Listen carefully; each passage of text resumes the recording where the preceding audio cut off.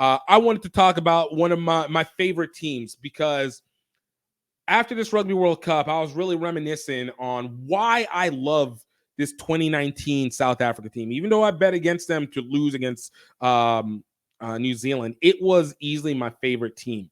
And I was talking with somebody about this, and I ended up making a tweet about it. And the tweet was basically, oops,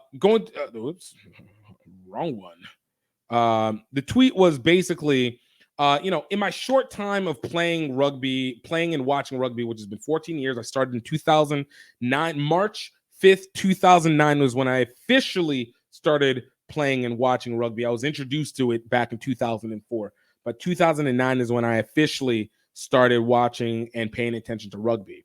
The teams that I love the most are the teams that are absolutely body crushing in rugby. It is at the 2010 to 2015 All Blacks, the 2014-2019 Black Ferns, the 2016-2017 USA Rugby Women, the 2014 to 2021 Fiji Sevens men, and 2019 and 2023 Springboks. And for me, like, there's something to that.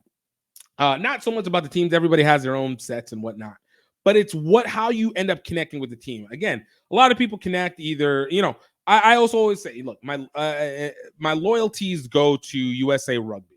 Like, I'm always going to be loyal to USA Rugby first, men's and women.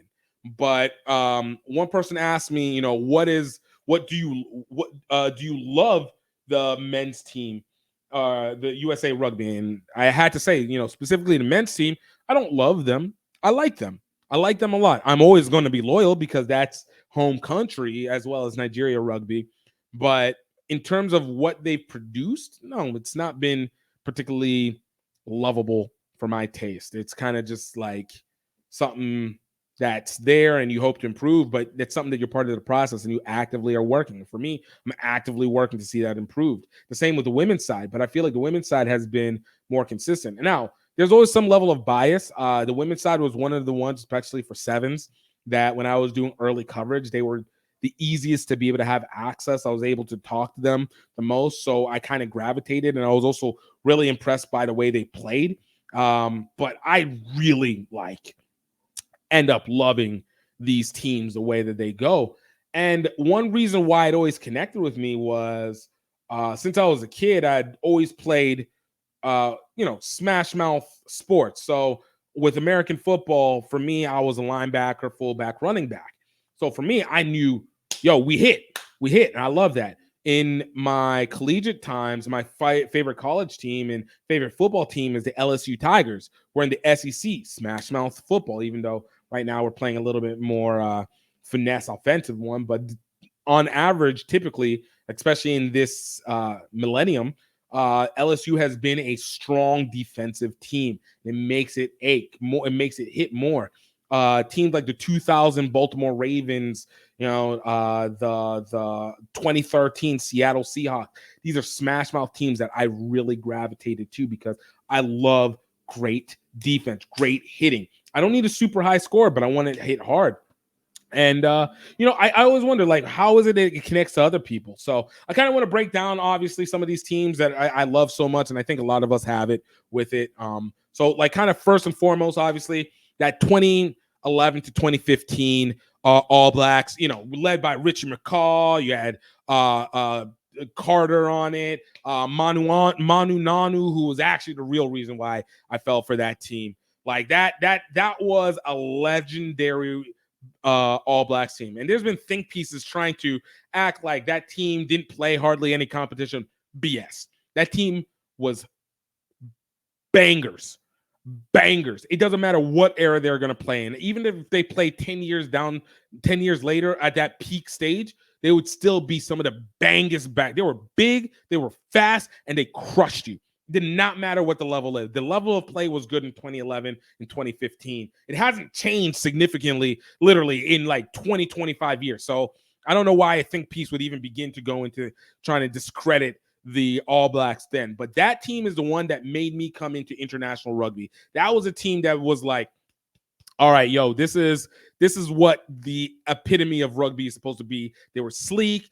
Obviously, the uniform, the kits were dope. The guys were quiet, but they had so much swag on the field. Like, you felt the pressure.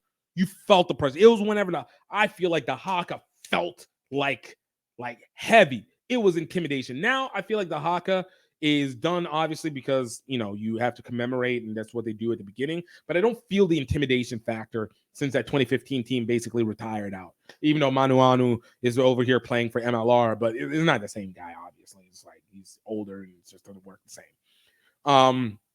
But that was my team. That was my team.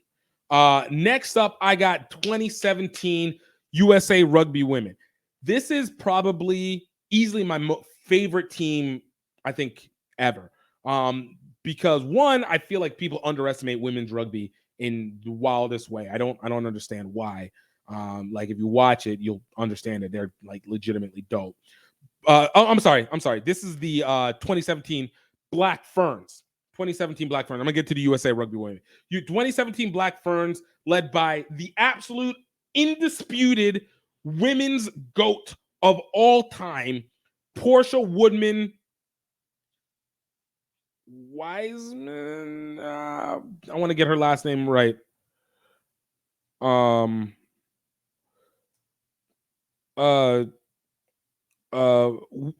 Wycliffe. Portia Woodman Wycliffe. The absolute GOAT. Like, that 2017 was just, oh my God, that was gangbusters. Like, obviously Portia was the preeminent name on that one, but you got like Sarah Harini on there, absolute monster. You had Kendra Cox-Sedge, monster. Ruby Tui, one of the nicest but dangerous monsters on the team. Like, that team was literally unbeatable. I don't think there's going to be another era that they are not competitive. They are, in my opinion, the equivalent for women's rugby to the 1995-96 Chicago Bulls. Like, they were unfreaking stoppable, fast. Woodman is absolutely crushing people single-handedly, hardest hitters, making the tackles. Man, that 2017 Rugby World Cup was too bad. It was too dope. And the numbers have spoken for it as well, too, being the highest rated one that they ever had. Now, what I was saying before, which is the USA Women's Eagles, 2017 USA Women's Eagles. This is easily my favorite team just in general. Again, I don't think people really respect what was had. I know they didn't end up winning, and I think we ended up getting fourth in that Rugby World Cup.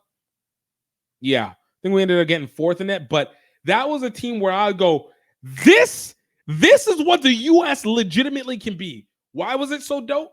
It was because we had the 15s team combined with the 7s team.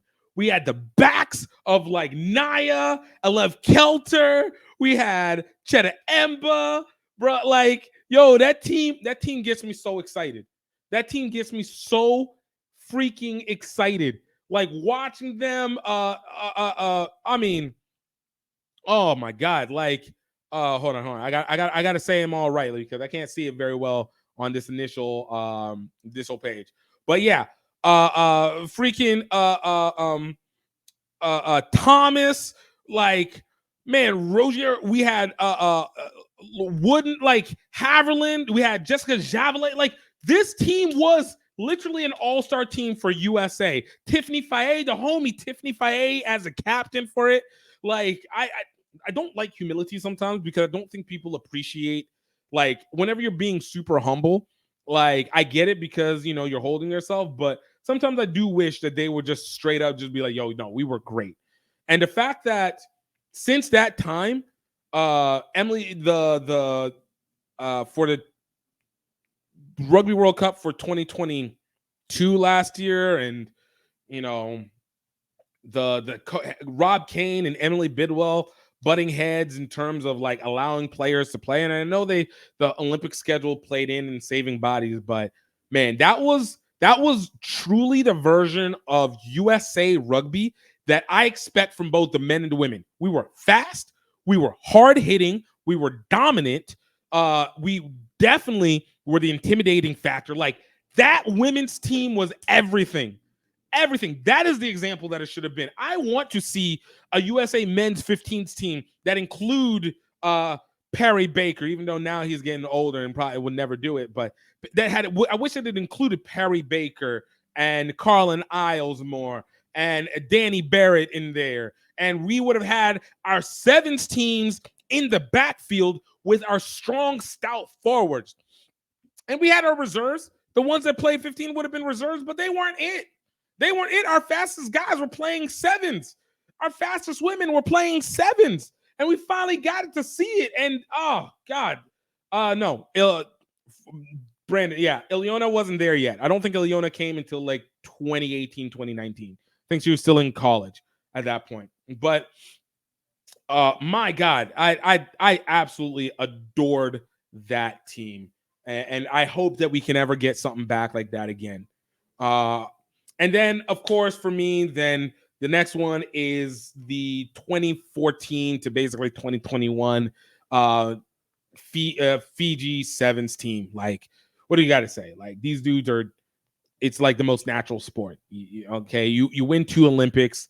You absolutely body everybody. You're the biggest on the field. You're the fastest on the field. You're the most spiritual. Like, that's why I was excited for this Fiji 15 team. I'm glad that the Fijian Drew are doing what they do because I want to be able to see these guys really dominate even more because it doesn't make sense for them to dominate in sevens but not in 15s. You got the size, but I know a little bit of mentality, a little bit of space, but yo, it's getting it in. But this team with led by Hosea Tuva, you had guys like Joshua Vakuri and Abili, Jerry Tuwai, who's an absolute legend.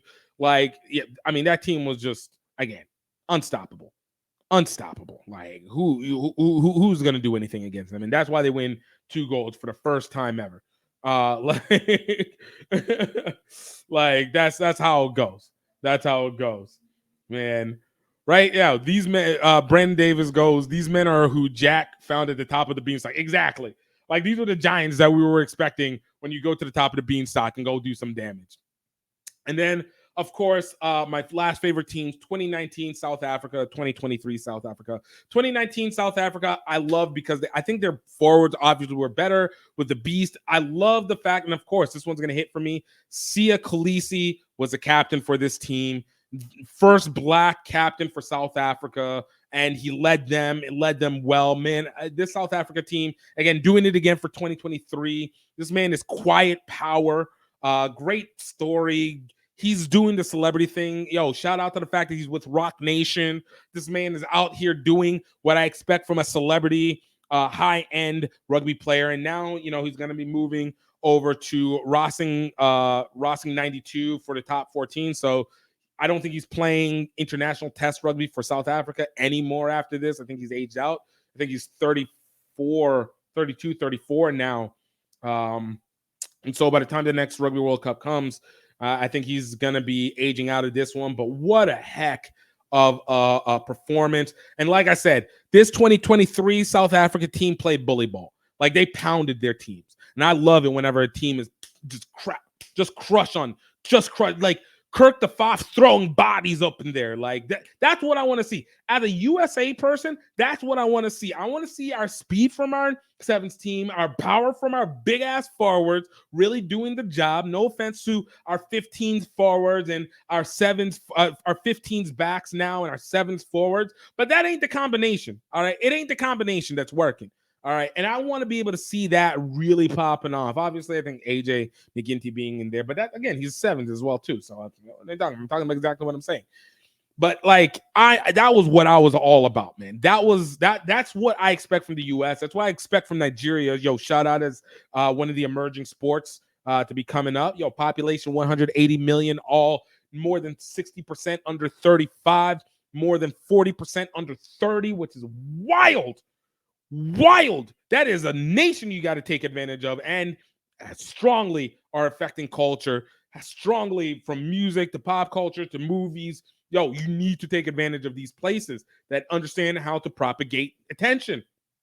But oh man, anyways, I'm sorry, I'm getting excited, man. It gets me hyped up, man. I want to be out and play. Like I got to get back onto the pitch at some point. But yo, let me know what you guys think. Let me know what your favorite teams are. I want to hear from you if you do. But in the meantime, y'all, man, I feel for this. This one is great. This one is so great.